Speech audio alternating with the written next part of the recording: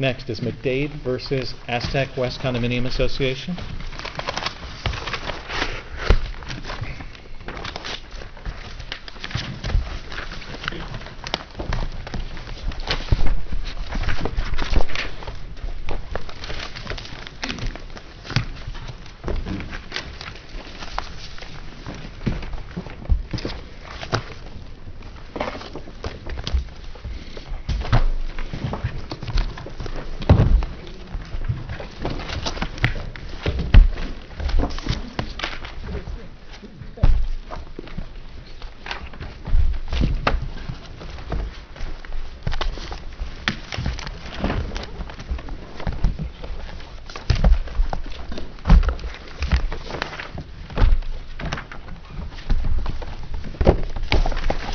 May we please have appearances of counsel?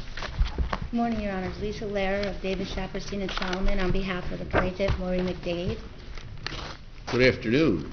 On behalf of NJAJ William Gold of Bendit Weinstock, and again we thank the court for our opportunity to appear as amicus. Good afternoon. Robert Mormile from Farkas and Donahue on behalf of Aztec and Preferred Management. Good afternoon. Christine Jones, also from Farkas Donahue, on behalf of Aztec. Good afternoon. Brian Calistri of Weber Gallagher on behalf of Bergen Hydraulic Elevator. Welcome, counsel. Mr. Gold, you sounded surprised that it was afternoon. I know we're late, but we weren't scheduled till 1 o'clock. I was just surprised that she thought it was still morning. Ms. Lehrer. It was that time change yesterday. Yeah, right. May it please the court. This case is about res ipsa loquitur, the thing that beseeks itself. And here we have a woman leaving an elevator, the door shuts on her. It's one of the few cases where the actual accident's on video and the facts of it are not in dispute. What has come up is that under the Supreme Court case of Jurista, automatic doors are generally the type of item that res ipsa applies to. And in this case, the appellate division didn't consider Allendorf, which is more similar factually to the facts of my case, as opposed to the other case they did look at Gore. Here, Maureen McDade, the plaintiff, actually complained about the elevator. She put them on notice of it. The property manager calls the defendant, Bergen Hydraulic, to come in, and he says, by the way, when you come in, check the speed, because she was complaining about that, but while you're there, look at the electric eye. And then down the line, Darren Duluth, the principal of Bergen, says, you know what, doesn't matter, the electric eye doesn't need to work. And all the time slips and service forms and documents from this period are missing. They're there for the years up till May, but they're missing for this part of the accident. So here we have a case where the plaintiff actually complains about the elevator. And then we have a decision that was rendered that said she did not complain specifically about the component part, the electric eye, which was, and everyone can agree, that was the cause of the accident. So the case here is similar to the Allendorf case on res ipsa because there was complaints about the elevator, they were on notice of it, and when looking at the facts most favorable to the plaintiff, there's enough evidence to go forward with that.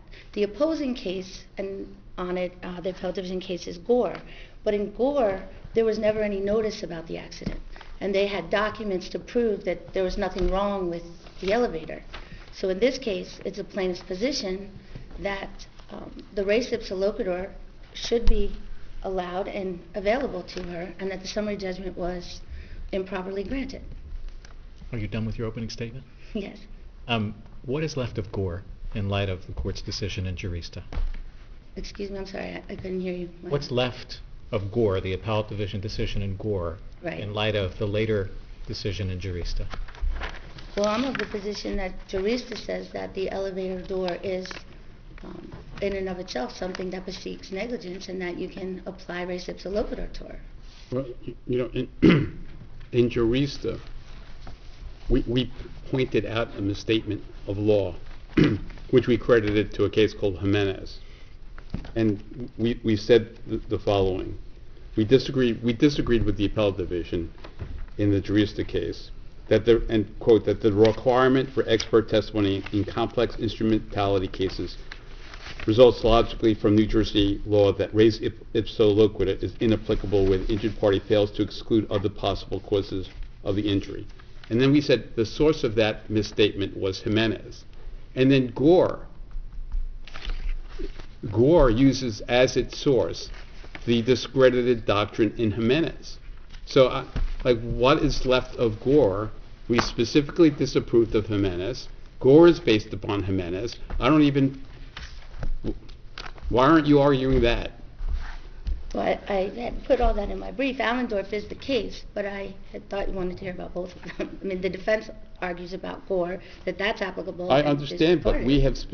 we have specifically rejected Jimenez, Correct. and Gore is based on Jimenez.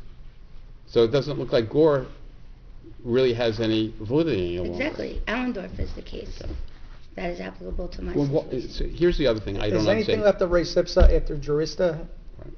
Does it, if you follow what Jurista seems to have suggested, that was a legal malpractice case. So Right. the facts were a little different because the attorney had not obtained any discovery, and if that ruling wasn't made, the attorney would have not been found responsible. Because under Conklin, you have to prove the case within the case. So that's the genesis of Jurista. But based on any complex instrumentality doesn't require expert. Is there anything left of the res ipsa loquitur doctrine? But I think there is. I thought that if there's something that's more probable than not, that there was negligence on behalf of defendants, that the res ipsa doctrine Such as?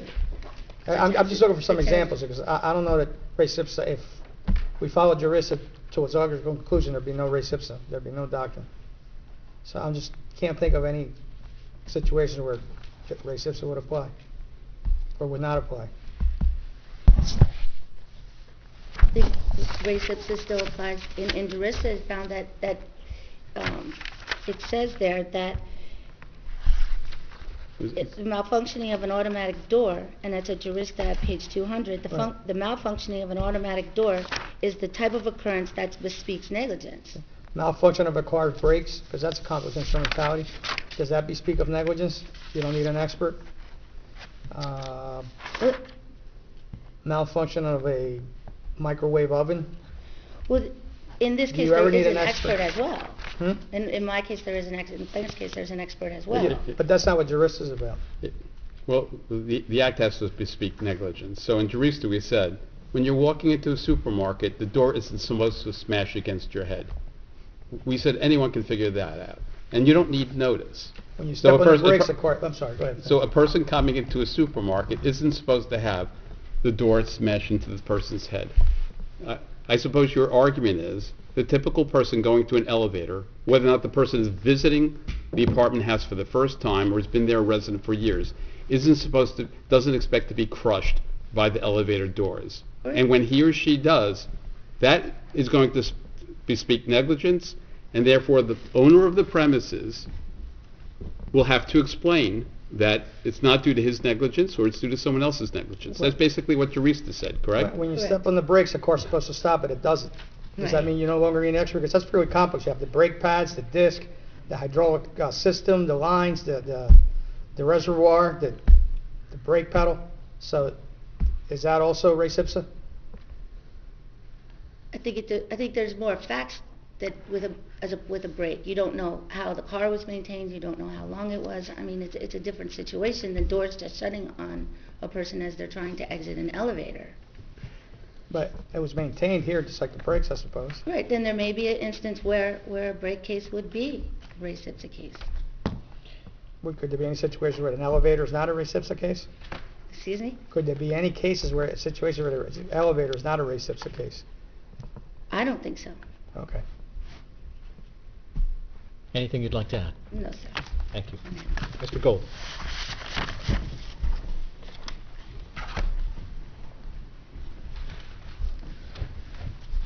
May it please the court, Justice Albin just stole my argument. The average person comes out of an elevator, gets hit by the elevator as he or she is coming out, and says, that shouldn't have happened. A lawyer getting out of the elevator says, when he gets hit, that's res ipsa loquitur. It's sort of like Potter Stewart. I know it when I see it. Res ipsa loquitur is not a Dolson charge. Res ipsa loquitur is simply a policy which changes the burden of proof. If you just look at the res ipsa charge, Well, the burden of proof isn't changed. the burden of coming forward is It's changed. an evidential burden Right. shift. If you look at the charge, it really does explain exactly what the jury's function is in a res ipsa case. If you find by the greater weight of the evidence that at the time of the incident, the defendant had exclusive control of the instrumentality, that the circumstances were such that in the ordinary course of events, the incident would not have occurred if the defendant had exercised reasonable care, and the plaintiff's voluntary act did not contribute. The judge then says, if you infer the defendant was negligent, then the plaintiff need not point out any specific conduct or an action that was the breach of reasonable duty. And most importantly, if you do infer that the defendant was negligent, then you should consider the defendant's explanation of the accident. If the explanation causes you to believe that it is no longer reasonable to infer the defendant was negligent, then the defendant is entitled to your verdict. The jury didn't believe the presumption applied.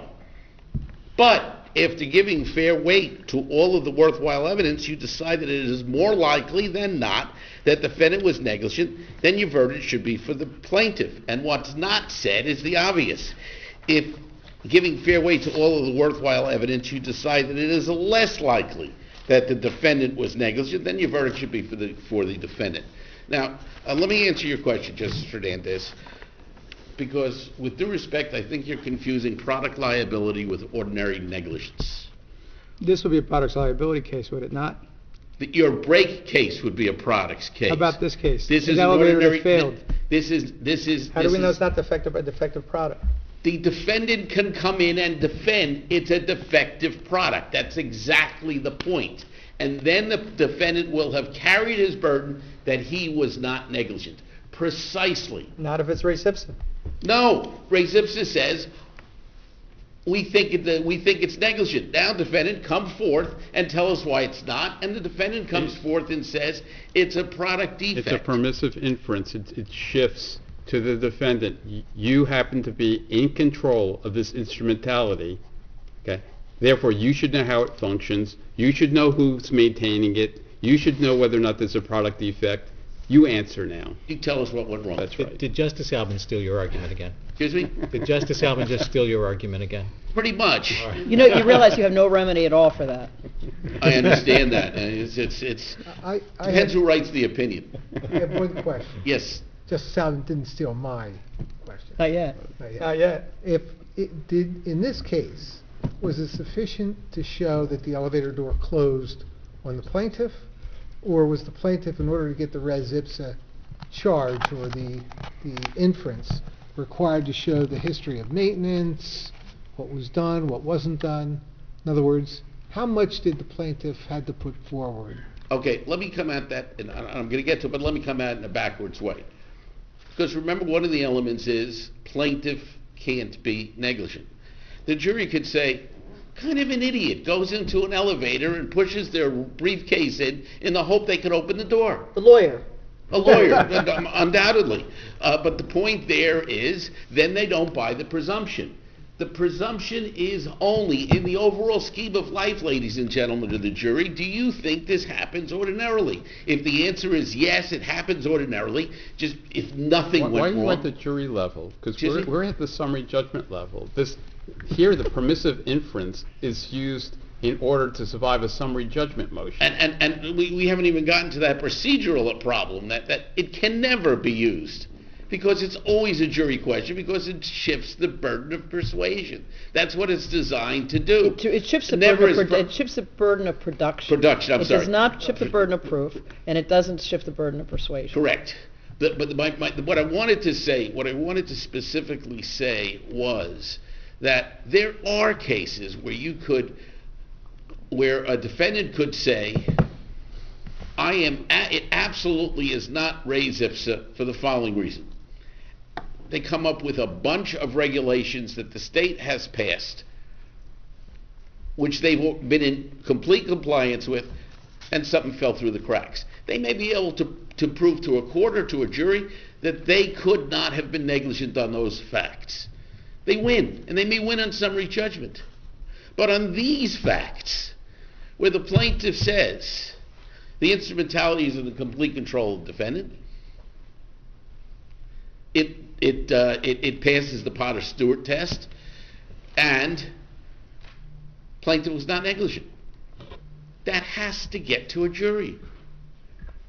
So to That's get the whole res ipsa- point of res ipsa. So coming back to my question, to get the res ipsa charge, to get that shift in the burden of coming forward, plaintiff did not have to put in the evidence as to the history of maintenance.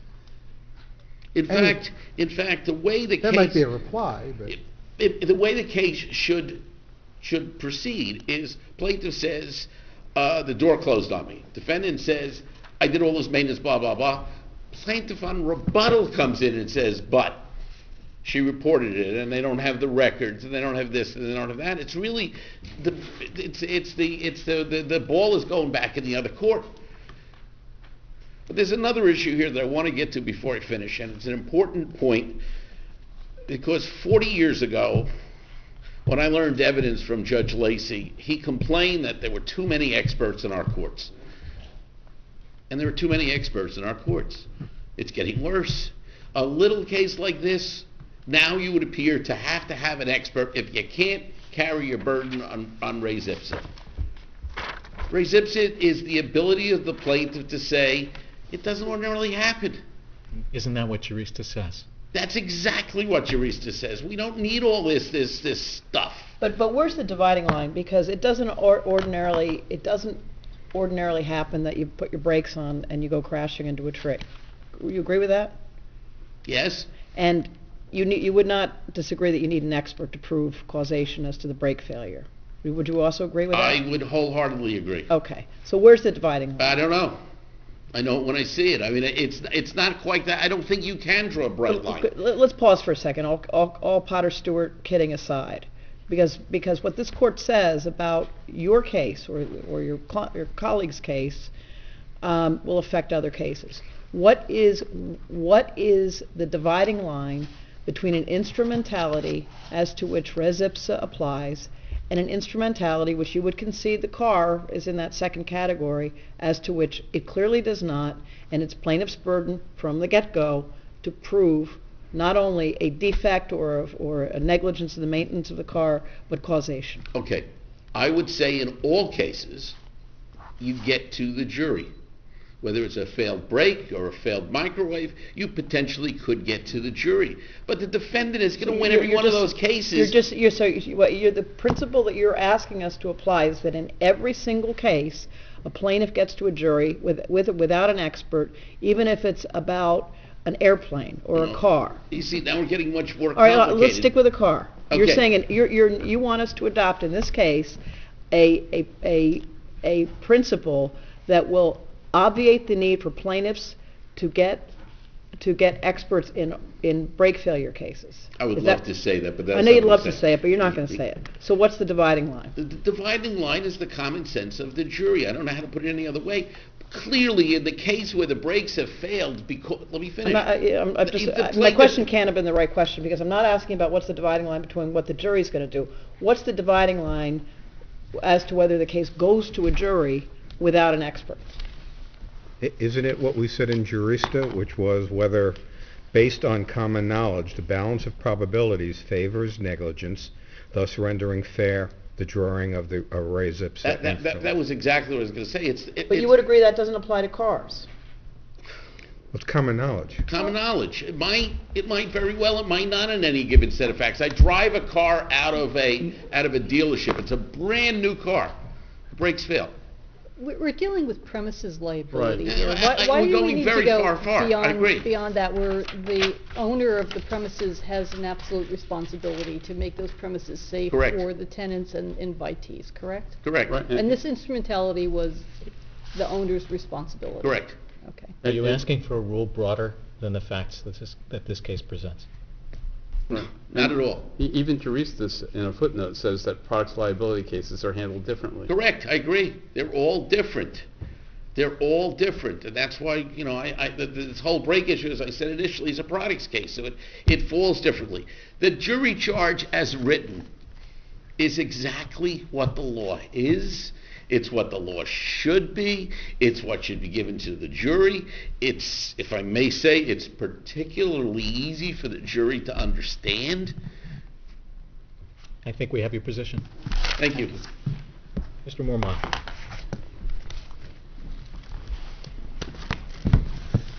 May it please the court. This case involves a set of unique factual circumstances that are different from the prior cases where this court has ruled on the issue of res ipsa loquitur and where res ipsa loquitur has been applied. And one of the things that we have here, the plaintiff referenced it, is a tape showing exactly what happened and how this incident occurred. If you look at that tape, what happens is an elevator door acts exactly as it should under the code of Hackensack that governed this elevator. The elevator door closes, the elevator door touches the individual and retracts. That is the safety edge. In 2010, that was the standard, that was the regulation, that is what an elevator door should do and was supposed to do, and it operated properly under the circumstances. Also, the tape tells us the only issue, and we've talked about this, and Judge Thurber went through this with the plaintiff's attorney in the initial oral argument.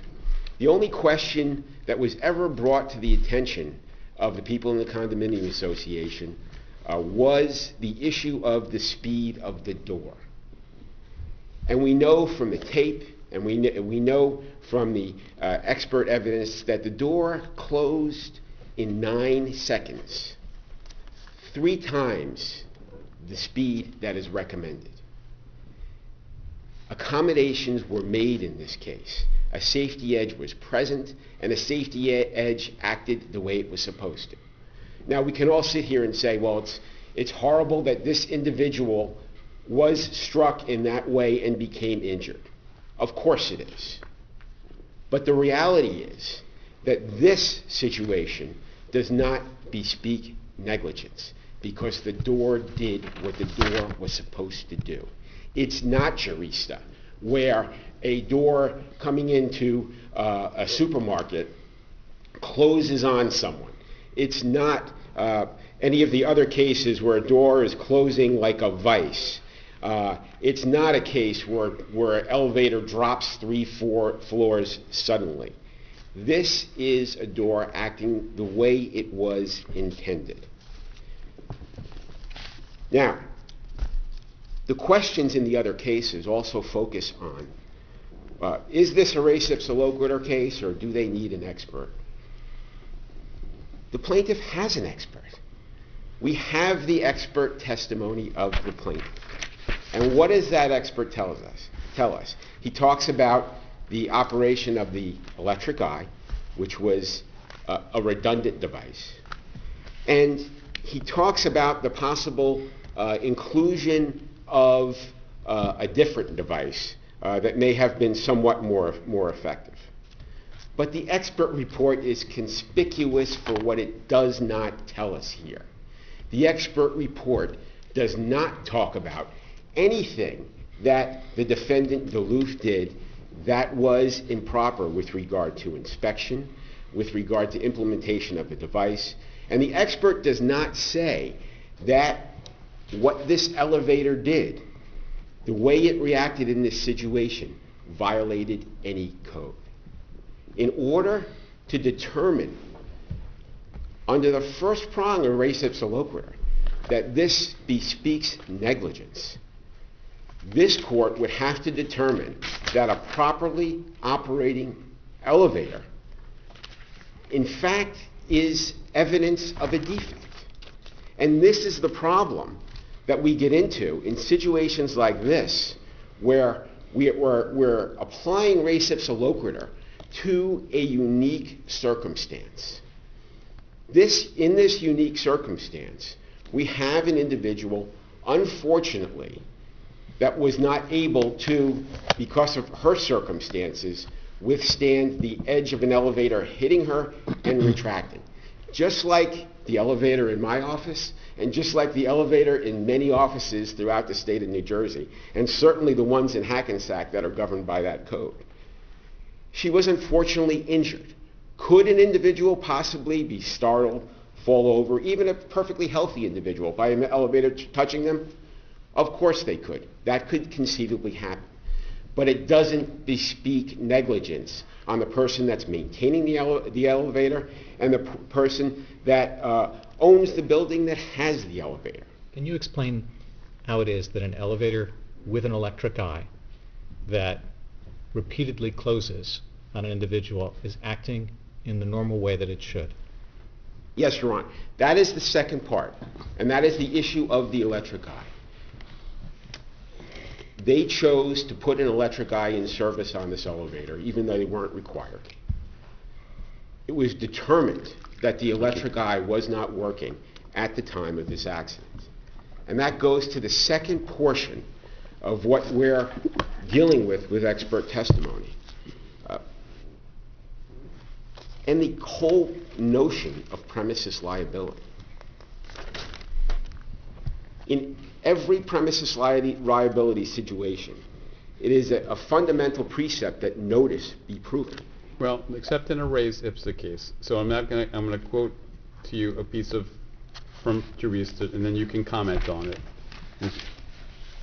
Equitable principles suggest that a commercial business that invites a plaintiff onto its property for financial gain and that has exclusive control of an automatic door and superior knowledge about its maintenance should give an account of what went wrong. Period. Nothing with respect to notice. So why doesn't that control? That's this court speaking. Going to Jurista. First of all, in the Jurista decision, there's a paragraph there where they talk about notice, where the court talks about notice. There's a paragraph there where it is indicated that 10 days before that incident, there was a report of a failure of that automatic door. So those may have been background facts, but those facts did not trigger the res ipsa. So for the customer going into ShopRite, didn't have to know about any of that. The customer in ShopRite who went in and wound up getting smashed by the door could rely on the fact that this door isn't supposed to be swinging out and hitting me. That bespeaks negligence. And whether there's notice or not notice, at that point, ShopRite had to do the explaining. Same for you. Why shouldn't you be? This door that's continually closing on this elderly lady who's now fallen to the ground, that door is not supposed to be operating that way. That's why there are safety devices. She doesn't need an expert. We said you don't need an expert. You explain what went wrong, why you weren't negligent. The door repeatedly closing and opening shows that the safety device was doing exactly what it was supposed to do. That is the safety device. That is the rubber safety edge that was doing exactly what it she should suffer? be doing. They're claiming she suffered serious injuries. Well, theoretically, she suffered serious injuries when she had the initial fall. Well, see, these are issues to be determined by the jury. We're not here to sort out those factual disputes. For us, the question is whether or not the concept of res ipsa, which we've said is not contingent upon expert testimony when you're dealing with an automatic door malfunction, should apply to an elevator door, just the way it applies to an automatic supermarket door. Why should there be any distinction? Your Honor, the first prong of res ipsa, when we're trying to determine whether it should apply, is whether the event, number one, bespeaks negligence. It doesn't say bespeaks a defect. In order for something to bespeak negligence on the part of a defendant, notice must be an essential part of that evaluation.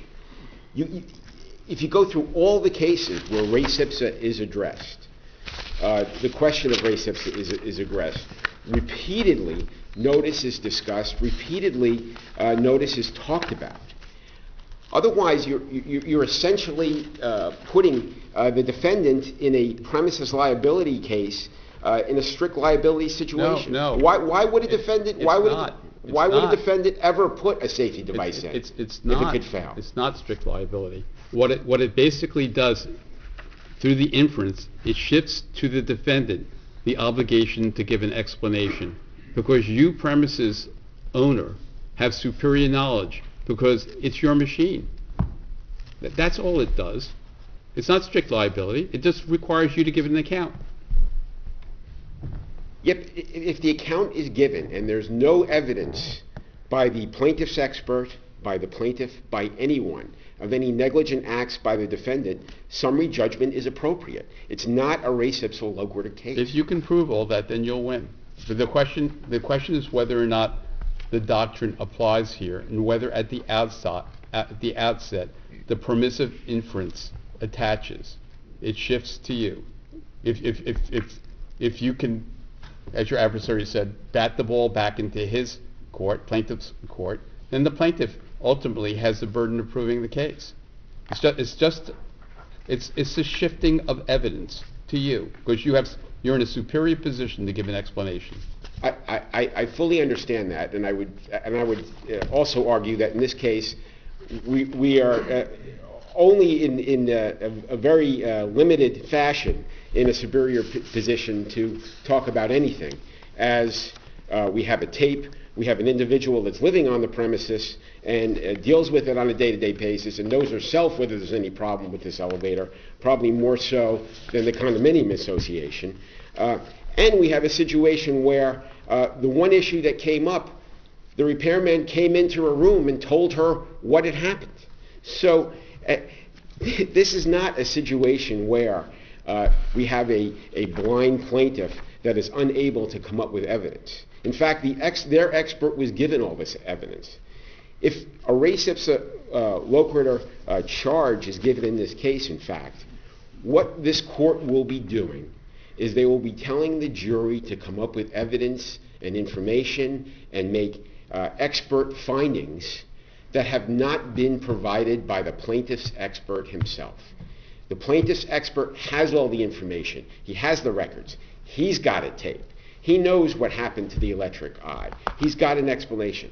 He never said that the maintenance was improper in this case. He never said that this problem could have been found beforehand. This is all information that a jury would need an expert to talk about. We're and at it's completely we're at a summary judgment stage here. This case never went to a jury. The only question is whether or not this case should have gone to a jury. Whether or not with the res ipsa they should have survived the summary judgment motion. And I'm arguing that it should not go to a jury, because this court and the plaintiff will be asking a jury to come to expert conclusions in order to find in favor of the plaintiff that their expert could not come to. Well, then you may win before the jury. I'm confident I will, but... You'd rather not go there. Of course. Defendants would always rather not go there. But anything else you'd like to present? No, Your Honor. Thank you. Thank you. Mr. Calistri.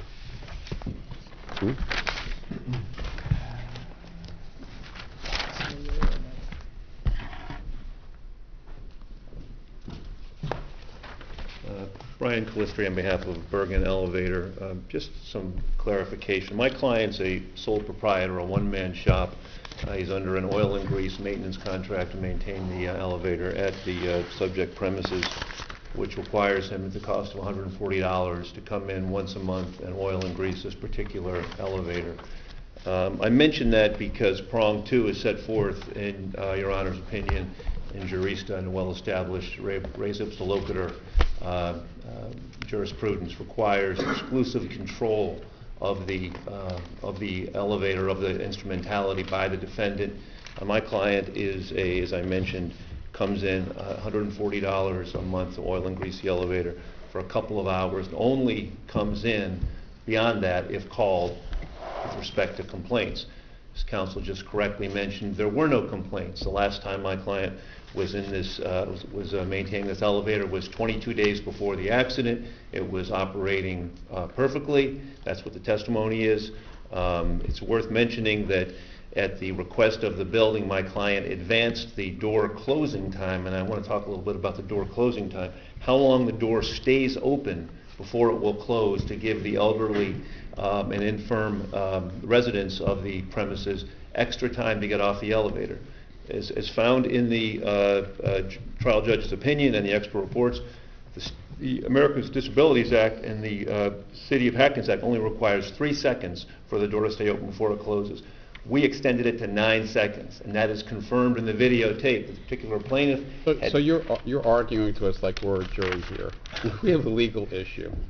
Is it your position that because you are not responsible for the continual control of the elevator, that the res ipsa inference wouldn't apply to you? It might apply to the condominium owner who has exclusive control, but not to you? I would argue certainly that exclusive control isn't satisfied by me, but I would also contend, consistent with counsel, that the res ipsa locator does not apply to this situation. Because here's something that needs to be clarified, that the courts, the cases that Your Honor relied upon in authoring Jurista, they're not elevator cases. They're other kinds of automatic doors. And why is that important? If you're walking out in the lobby of this building and you go to that elevator and you're getting on the elevator and you don't reach your hand in far enough, those doors, they will close on you. If you don't reach in far enough to activate the light strip, the light curtain, the doors will close on you. If you're talking about a situation which is up to code in the city of Hackensack, where the elevator is only equipped with a rubber edge, that door will close on you. It will touch you, and then it will retract. So this notion that any time ever an elevator closes on somebody gives rise to an inference of negligence, there is no basis in any of this court's jurisprudence to support that. Okay, so let's deal with the facts here. The person's entire body, the person's on the floor, and the elevator is closing repeatedly on her. Yes, the evidence is that this elevator is equipped with a photoelectric eye, which has one light beam at 29 inches and another light beam at 5 inches. And it's a redundancy, as counsel mentioned. It's there to supplement the safety edge, which when it touches the person or the object, it retracts. It's an additional safety redundancy. It's not required by code. It's just an additional supplement. And in this case, there's no mystery. I agree with your understanding of Jimenez and the lack of a need for an expert in this circumstance, for the simple reason that we all know what happened. We watched the video. We saw the electric eye did not work. My client, again, a sole proprietor, is called over to the premises and goes and checks it out, and he sees that the electric eye didn't work. He has an explanation for it, which he tells everybody about. He says he's never seen it in his 30-year career of repairing elevators, but the contact relay in this particular electric eye failed, and then he fixed it. So we know what happened here. There's no need for an expert on that point. But the trouble is, and the reason why res ipsa locator cannot be satisfied in this context does not bespeak negligence, is a simple reason that the burden did shift to him in that sense. He explained exactly what happened. But the question is what happened, does it bespeak negligence?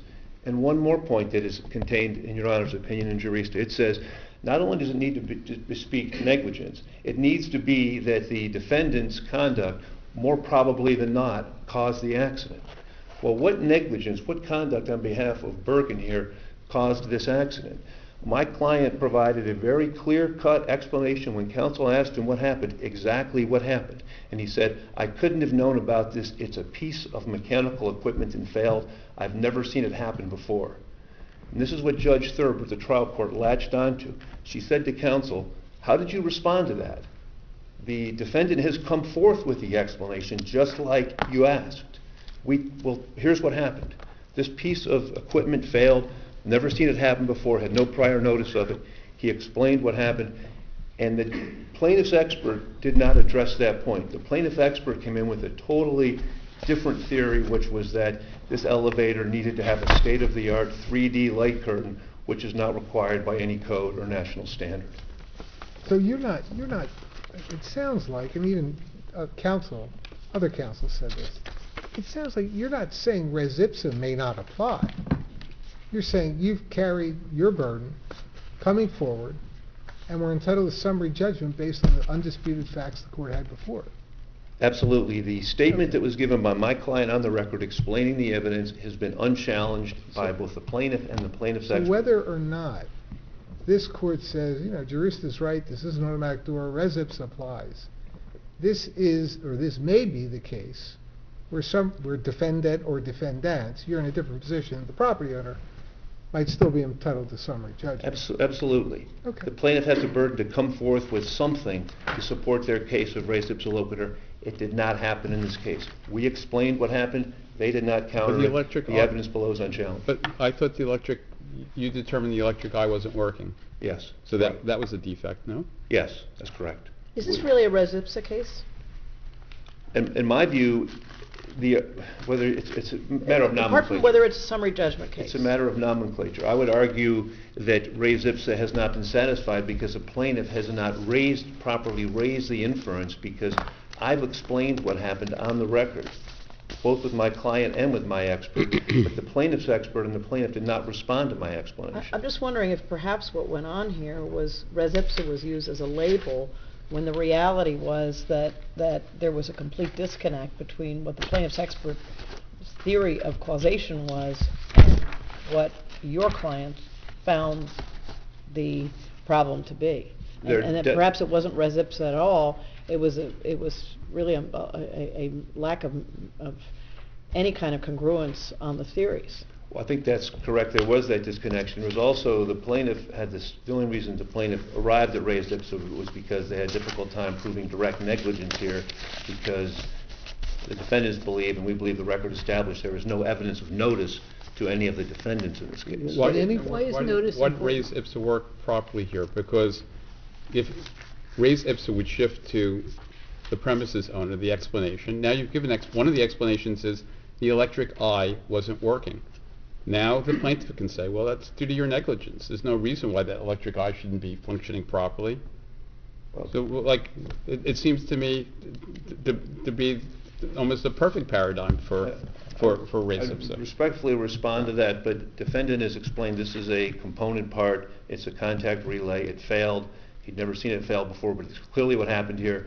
How is the jury going to conclude that that was their fault or my fault when there's no expert testimony to support that? That's a different issue than how res ipsa works at the summary judgment stage in terms of shifting responsibility. That's it. You could win, based upon the argument that you're making, but that seems to me to be a factual issue that has to be decided. I think that's a valid argument, although I would merely rejoin with the following, is that the plaintiff has a duty to come forth with to put it in play, to put the res ipsa issue in play, and then the first prong is bespeaks negligence, and it's more probable than not that the defendants were negligent. More probable than not that they were negligent. The defendants came forth with a very coherent explanation, as Judge Thurber found, that they weren't negligent. Not only did they not have any notice, but more importantly, this is a component part that failed, that they couldn't have accounted for, couldn't have explained, never seen before. Plaintiffs chose not to challenge that. The evidence is unchallenged on that point. Did anybody join the electric eye manufacturer? No, in fact, there's a suggestion this would be a strict liability case. There was never a of the manufacturer. Do we even know who they are? We probably do. I'm just curious. It's probably in the file somewhere. You've told us that your client had a monthly oil and grease contract. Yes. Does that include maintenance of the electric eye?